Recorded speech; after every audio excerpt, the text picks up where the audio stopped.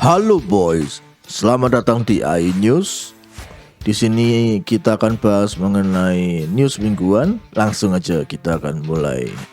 Yang pertama ada news mengenai Neil Druckmann yang dia adalah pembuat The Last of Us utamanya.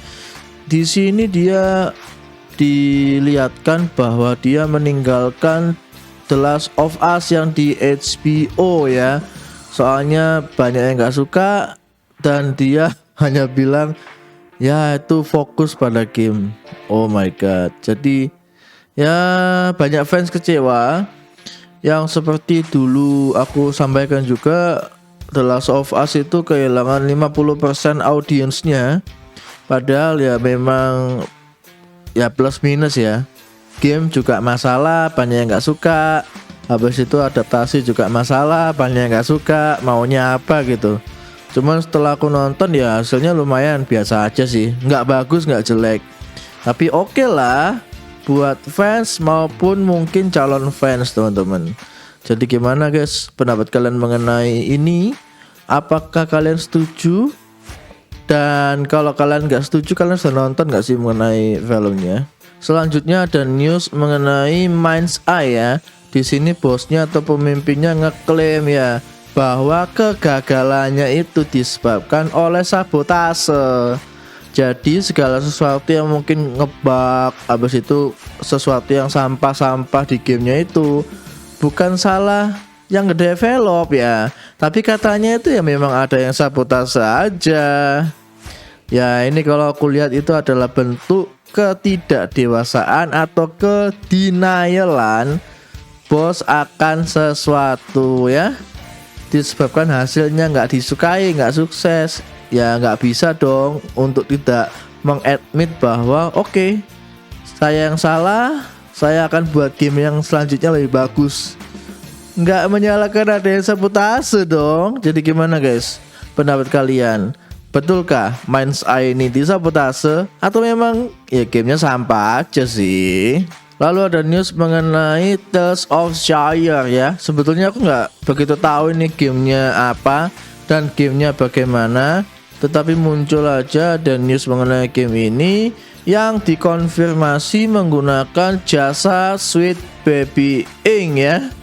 Jadi SBI lagi dan lagi sudah nggak kapok ya. Padahal banyak sekali game-game yang menggunakan tipe-tipe atau bantuan SBI dan fail gitu loh. Banyak sekali yang nggak kejual, flop dan lain-lain. Entah penjualannya gagal atau memang gamenya jadi jelek teman-teman. Ya gimana ya, nggak tahu dah. Aku juga bingung kenapa kok penasehat ini ya masih laku aja. Gak paham aku. Jadi begitu guys mengenai Sweet Baby Inc again ya. Bagaimana guys? Kalian suka nggak sih game-game yang dibantu oleh Sweet Baby Inc? Atau kalian adalah tim yang tidak suka? Oke, di sini juga ada info mengenai layoff yang cukup banyak ya. Di sini banyak sekali pegawai-pegawai yang ada di Xbox utamanya ya. Langsung di layoff habis-habisan teman-teman ya. Jadi studionya lumayan jadi mengecil. Nah, ya memang ya ini adalah sebuah konsekuensi. Selain AI juga bisa mempersingkat, bantuin juga mengenai job-job yang ada. Ya banyak studio yang dibeli, otomatis kan tidak semua akan diaplikasikan dengan optimal kan. Pasti akan ada yang di-cut, pasti akan ada yang dibuang, pasti ada yang diganti teman-teman. Jadi selain manusia juga bersaing dengan namanya kuota, ya yang di layoff juga akan bersaing dengan AI juga. Jadi emang nggak gampang teman-teman ya. Dan ini adalah sebuah news yang cukup sedih, tapi bagaimana lagi guys, namanya pekerjaan. Kalau selama kita masih ngikut ya dengan company, dengan bos atau apa, ya sudah, kita tidak memiliki pekerjaan itu dan selalu akan ada namanya pensiun ya. Mau pensiun sungguhan, pensiun dini, atau di layoff. Jadi gitu teman-teman. Emang agak sedih, tapi bagaimana pendapat kalian mengenai layoff ini? Banyak yang kena layoff ya teman-teman ya. Gila sih. Dan semoga aja masih bisa menghasilkan game-game yang bagus ya guys ya. Dan selanjutnya ya ada info mengenai developer kesukaan kalian semua, yaitu adalah Square Enix ya, dimana telah mengakui bahwa Ekspedisi 33 itu emang betul-betul sukses. Dan apakah ini adalah tanda-tanda untuk kembalinya dia ke turn based ya? Seperti yang kita tahu, di sini itu banyak sekali Final Fantasy itu kayak banyak sekali apa ya? Mencoba-coba ya. Mau yang action battle, turn based dan lain-lain, hingga di Final Fantasy 16 termasuk flop. Jadi yang petualangan Clive itu flop banget, dan kemungkinan disebabkan ada saingan yang menggunakan turn based dan sukses. Nah, ini mungkin akan menjadi kebangkitan Final Fantasy ya. Utamanya maybe adalah yang ke-17. Jadi gimana teman-teman pendapat kalian mengenai Final Fantasy yang kemungkinan akan kembali ke titik utama awalnya? Kalian suka atau pengen yang tidak turn based teman-teman? Dan last ini adalah mengenai Capcom dan juga MH Wilds-nya ya. Sekian waktu lalu Capcom ada live ya kalau nggak salah ya. Yang utamanya fokusnya itu ke MH Wilds.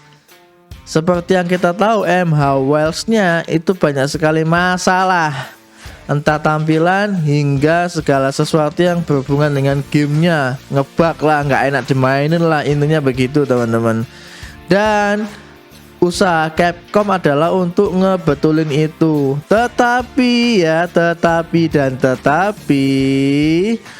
kok bukannya malah dibetulin, tambah nemen. Istilahnya kalau ini adalah sebuah penyakit atau lagi sakit, bukannya makin sembuh makin sakit.